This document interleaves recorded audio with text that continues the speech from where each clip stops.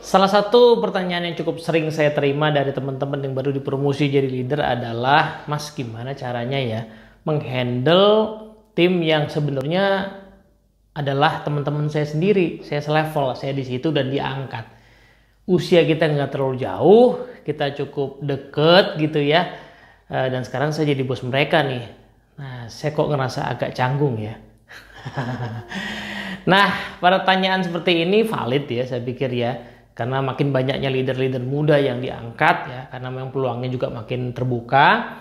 Tapi ya itu sesuatu yang perlu disikapi dengan lebih bijak sih. Nah, kita mau bahas itu di video kali ini.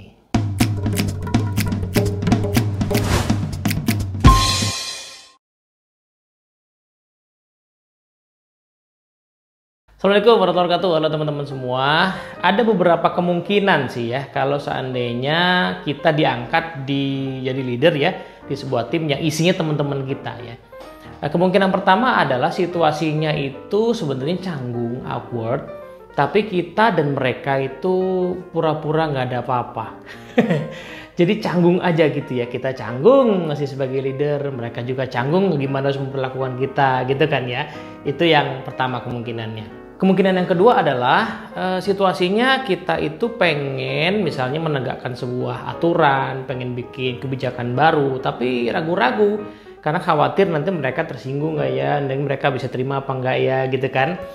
Nah, kemungkinan yang ketiga adalah teman-teman kita itu kadang ngerasa dulunya teman dan cukup dekat sehingga mungkin bisa memanfaatkan situasi. Ah, nyantai lah sama si Teddy mah, ya kan dulu kan teman-teman sama-sama teman makan siang, ya kan teman gibah bareng. Nah, itu problemnya. Nah, mungkin ada jenis situasi yang lain, tapi paling tidak itu beberapa kemungkinan. Nah, apa tipsnya yang bisa kita coba kalau teman-teman berhadapan di situasi kayak tadi? Tips yang pertama adalah kita perlu sadari dulu mindset yang kita miliki sebagai leader ya. Jadi nggak bisa dibungkiri bahwa begitu kita jadi leader, maka kita itu jadi leader sepaket. Kita nggak bisa jadi leader sesekali aja. Selama kita ada di jam kerja, kita adalah leader mereka. Kita nggak bisa bersikap bahwa kita ya jadi leader pas lagi rapat aja, ya nanti pas lagi makan siang kita jadi teman biasa. Enggak. Kita bisa jadi teman, makan siang bareng, teman ngobrol, tapi pada saat itu pun kita jadi leader. Nah, sehingga semuanya harus kita embrace nih ya. Paketan-paketan yang menyenangkan dan tidak menyenangkan itu harus di-embrace. Nah, itu mindset pertama ya yang harus kita miliki ya, harus kita internalisasi bahwa saya adalah leader mereka, saya bapak atau ibunya mereka. Saya bukan lagi orang yang posisinya sama dan saya nggak bisa bertingkah laku sama persis. Ada hal-hal yang memang boleh kita pertahankan ya, tapi ada hal-hal yang harus kita develop. Nah, yang kita develop tadi itu misalnya kayak kemampuan untuk memberikan feedback, kita akhirnya harus one on one sama mereka, kita harus kasih penilaian mereka. Penilaian nggak bisa selamanya menyenangkan. Itu hal-hal yang nggak bisa kita hindari dan itu paketan dari keseluruhan peran kita sebagai leader. Nah, tips yang kedua adalah gimana caranya kita menghindari bias dalam memimpin. Bias itu dua kemungkinan nih. Bias pertama adalah favoritism. Ya, kita punya teman-teman yang dekat dan kita punya orang-orang yang kita ya seolah-olah favorit lah ya bagi kita. Regardless dari kinerja mereka gitu ya. Jadi, nah karena orangnya dekat, orang menyenangkan, kita selalu menganggap mereka itu bagus aja gitu. Nah, itu kemungkinan pertama. Kemudian yang kedua biasnya adalah kita skeptis ya, karena mereka jadi teman-teman kita, orangnya tuh nggak nyenengin atau mungkin agak nyebelin gitu ya. Jadi seolah-olah pas wah gue jadi leader gue akan mainkan gitu ya. Dua-duanya sama-sama bias anyway ya. Jadi kita harus hati-hati dengan bias itu. Nah, caranya gimana? Kita mesti set ground rules buat diri kita sendiri. Ya, bahwa saya itu sekarang leader mereka, saya harus melihat mereka semua sama. Mereka semua pada posisi yang sama dan karenanya mereka adalah orang yang harus saya nilai secara objektif. Nah, tipsnya sederhana nih. Pada saat ada sebuah kejadian ya, either ini menimpa orang yang kita favorit apa yang tidak kita favorit, ada kejadian apapun, tanyakan kepada diri kita. Kira-kira respon kita akan bagaimana ya kalau seandainya kita nggak kenal mereka? Kalau seandainya mereka adalah orang-orang yang betul-betul fresh, baru kita kenal, tim yang baru, respon kita akan gimana? Nah, jawaban itulah sebenarnya jawaban yang paling objektif dan karenanya ya bisa kita terapkan di anggota tim yang seperti apapun, regardless mereka itu kita kenal dekat ataupun tidak terlalu jadi favorit.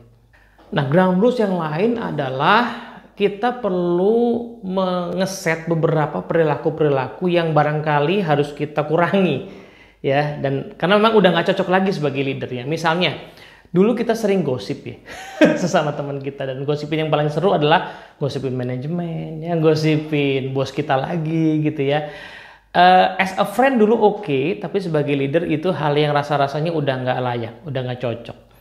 Kenapa? Karena ya kita sudah memegang amanah sebagai leader, kita punya wewenang, kita dianggap punya akses, suara kita, tanda tangan kita, approval kita tuh bermakna, sehingga nggak bisa sembarangan kita gosip. Ya kan? Ya kalau mau gosipin artis saja lah ya. Kira-kira gitu ya. Kita juga perlu mengurangi kebiasaan-kebiasaan yang mungkin oke waktu kita sebagai teman biasa, ya misalnya sering bikin kumpul-kumpul pas jam makan siang dalam range jam kantor ya. Nah itu kalau dilakukan terus-menerus sementara kita punya banyak anggota tim lain, nah ini akan membuat mungkin orang mengira bahwa oh ini deket nih, jadi ada obrolan sendiri gitu ya. Nah di luar jam kantor ya nggak ada masalah, kita toh punya kehidupan pribadi, tapi di dalam jam kantor atau range jam kantor saya pikir kita harus menunjukkan bahwa kita itu netral, kita itu bapak atau ibunya mereka semua. Nah mungkin hal lain yang juga perlu kita hindari adalah menggabungkan, mencampurkan urusan pribadi sama urusan kerjaan, terutama yang berkaitan dengan peran kita sebagai leader. Misalnya kadang-kadang mungkin mereka ya, yang anggota tim tadi, yang teman dekat kita itu ya meminta tolong kita dalam kapasitas wewenang kita sebagai leader, tapi atas nama pertemanan. Ya dia minta izin untuk let's say misalnya datang terlambat, minta izin untuk nggak masuk gitu ya. Dan itu sesuatu yang nggak akan kita izinkan di orang lain. Nah, lalu dia minta itu karena misalnya yang ngerasa deket sama kita. Nah itu hal-hal yang mesti kita set ground rules-nya. Dan itu jelas tidak nyaman ya karena kita teman mereka, tapi itu sesuatu yang perlu kita jalankan sehingga kita possible untuk menjadi seseorang yang betul-betul menjadi penaung bagi semua orang. Tips yang ketiga, mungkin akan lebih baik kalau ground rules tadi itu memang bagusnya diomongin langsung aja dari awal. Di momen-momen kita baru diangkat gitu ya, mendingan kita set one on one sama beberapa orang yang deket sama kita tadi itu, dan diobrolin aja, ya dibuka aja bahwa kenyataannya dengan promosi ini saya itu part dari diri saya tentu saja masih teman kamu, tapi di sisi lain saya juga leader kamu, sehingga ada beberapa hal yang tidak bisa sama lagi, dan itu perlu diomongin apa ekspektasi kita, apa yang mau kita lakukan, sehingga kemudian mereka juga ngerti. Di sisi lain kita juga harus minta masukan ya, apa hal-hal yang bisa diharapkan kepada kita as a leader, dan kita bisa filter nih mana hal-hal yang memang possible kita kerjakan dan mana hal-hal memang itu nggak mungkin.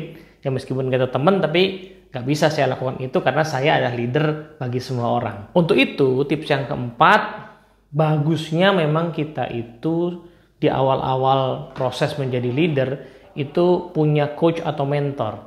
Sangat bagus, sangat beruntung kalau teman-teman itu kerja di organisasi yang memang menyediakan fasilitas itu ya. Biasanya kan yang paling utama adalah kita punya bos lagi dan dia adalah mentor atau coach kita kan.